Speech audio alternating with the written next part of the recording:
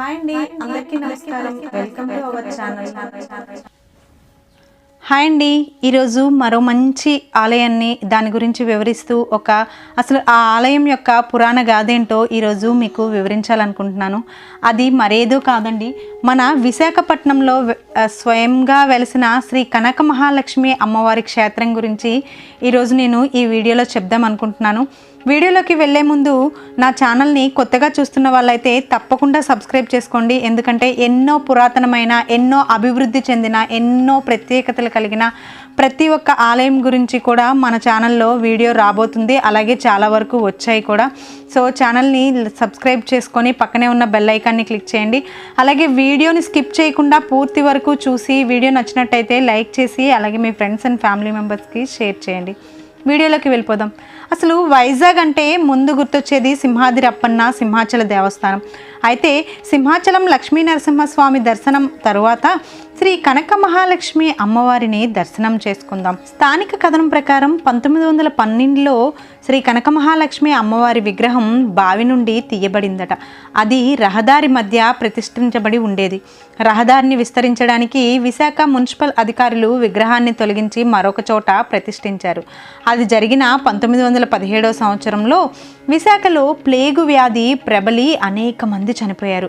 ఇది అమ్మవారి విగ్రహాన్ని తొలగించడం వల్లే జరిగిందని తలచి మళ్ళీ యథాస్థానంలో మొదటగా అమ్మవారు ఎక్కడైతే ఉండేవారో అక్కడే అమ్మవారి విగ్రహాన్ని ఏర్పాటు చేశారట.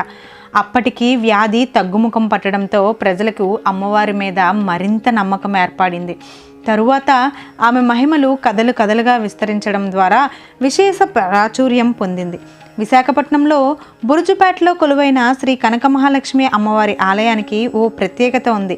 ఇది ఆలయాల తరహాలో ఈ ఆలయానికి పైకప్పు కానీ గోపురం కానీ ఉండదు. అంతేకాదు అమ్మవారికి వామహస్తం అంటే ఎడమ చెయ్యి కూడా ఉండదు.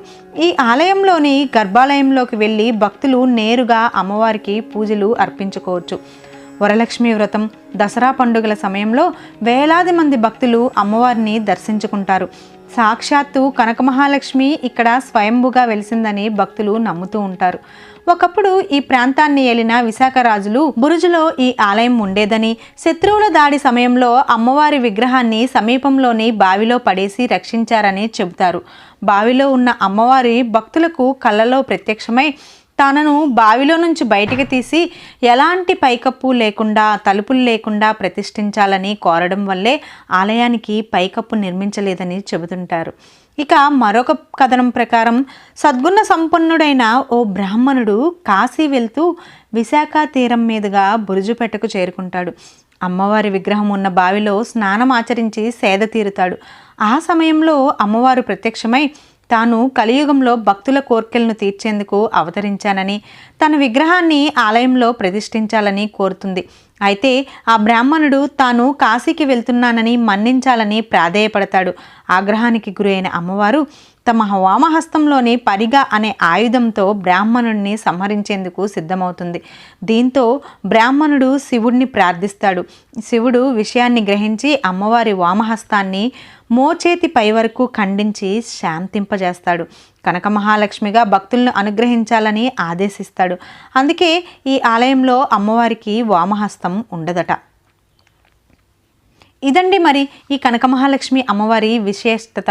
సో మీరు కూడా ఈ అమ్మవారిని వైజాగ్ వచ్చినప్పుడు దర్శించుకుంటారనే ఆశిస్తున్నాను. Thanks for watching. మరో మంచి వీడియోతో మీ ముందు ఉంటాను. అంతవరకు నమస్కారం.